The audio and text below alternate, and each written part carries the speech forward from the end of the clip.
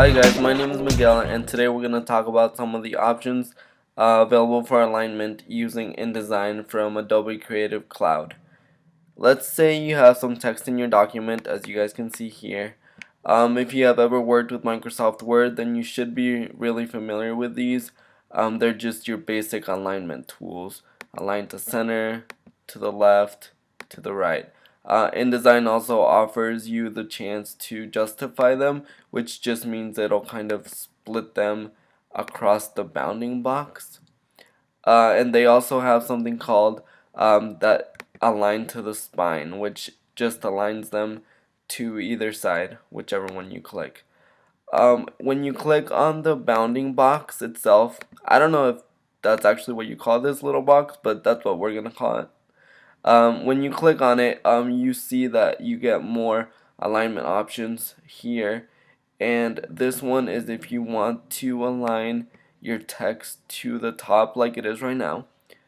If you click here, it aligns it to the center within the bounding box, and if you click here, it aligns it to the bottom.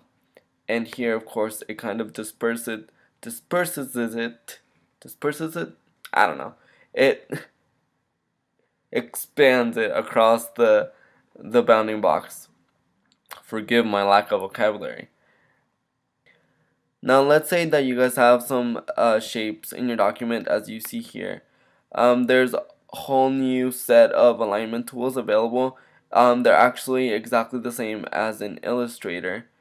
So if I have my tools already on the side here, but if you don't, all you have to do is go to Window, Object and Layout, and then you see the align, and then, oh, mine disappeared, but see, I'll do it again for you guys.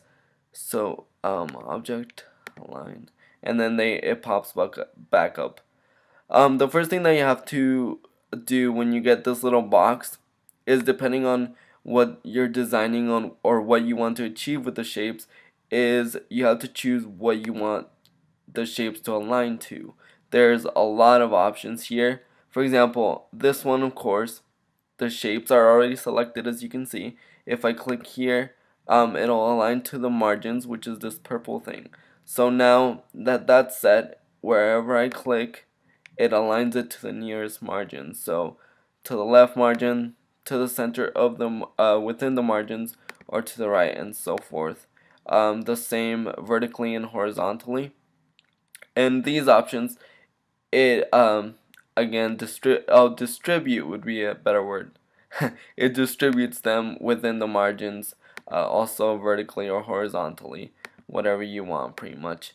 So now let's say that the shapes are all piled up just like you guys see here, and I want to distribute them equally or have equal width. So let's say this one is all the way over here.